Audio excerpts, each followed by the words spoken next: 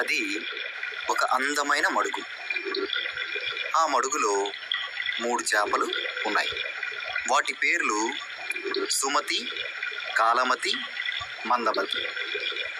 అవి ఆ మడుగులో సుఖంగా కాలం గడుపుతుండగా వేసవికాలం సమీపించిందనమాట. అప్పుడు సుమతి అనే చేప మిగిలిన 2 చేపల్ని చూస్తూ ఇలా అంటుంది. ఈ మడుగు చాలా చిన్నది, వేసవి సమీపిస్తుంది కదా. ఈ మడుగు చిన్నది కావడంతో అంతయు ఇంకిపోతుంది. అప్పుడు మనము ఎటు వెళ్ళే వీలు ఉండదు.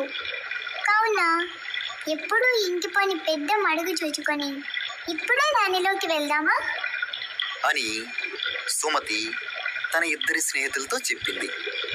ఇది విన్న కాలమతి ఇలా అంటుంది. ఈ మడుగు చిన్నదే, ఇంకిపోవునని ఎలా చెప్పగలవు? అలా కాక ఇంకిపోవట నిజం అయితే అప్పుడు ఏదో ఒక ఉపాయం తోచక మానదు. ఇప్పుడు ఈ మడుగు నిండుగానే ఉంది కదా, ఎందుకు ఇంత తొందర? ఎప్పుడో కష్టం వచ్చనేమోనని ఇప్పటి చక్కటి నివాసం విడిచిపోవట మంచిది కాదు. అలా అని కాలమతి అనేటప్పటికీ మందమతి ఇలా అంటుంది. మీ మాటలు చాలా అవకతవకగా ఉన్నాయి. మీ నీడని చూసి మీరే భయపడుచున్నారు. ఈ మడుగు మహాసముద్రం వలె కనిపిస్తుంది. ఒకటి కాదు, ఎన్ని వేసవిలు ఒక్క మాటన వచ్చినా ఇది ఇంకిపోదు. ఇది ఇంకిపోవుట కళ. ఏదో తలచుకొని చక్కగా ఆలోచించకుండా తొందరపడి ఏమీ చేయరాదు. కావున మనం ఇప్పుడే ఇక్కడ నుండి కదలటం మంచిది కాదు అని మందమతి చెప్పింది. వీరిరువురు చెప్పిన మాటలు నచ్చక సుమతి ఈ విధంగా అంది. మీ మాటలు వింటే చెడిపోవట తప్పదు. మీరు వచ్చినా రాకున్నా నేను వెళ్ళక మానను అని సుమతి వారితో గట్టిగా చెప్పి బయలుదేరిందనమాట. అలా బయలుదేరిన సుమతి ఆ మడుగులోకి నీరు వచ్చే పిల్ల కాలువలోకి వెళ్ళిందనమాట.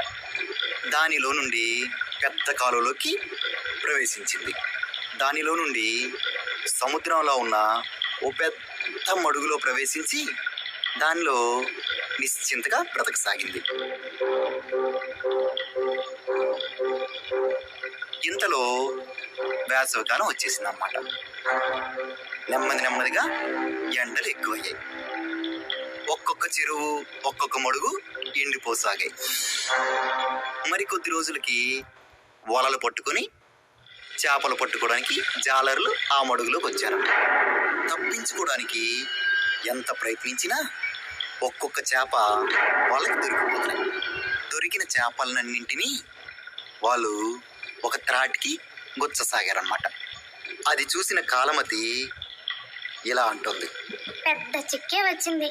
సుమతి చెప్పిన మాటలు వినకపోతేనే ఆయనను ఇప్పుడు అట్లా తల్లడిల్లుచూ కూర్చుండుట మంచిది కాదు. ఉపాయం చూడవలను అని కాలమతి ఆలోచించసాగింది. ఇంతలో చేపలు గురిచిన తాడు మొలలో దూపుకొని ఊతతో అక్కడికో జాలరి వచ్చాడు. అప్పుడు కాలమతి ఇలా ఆలోచించింది.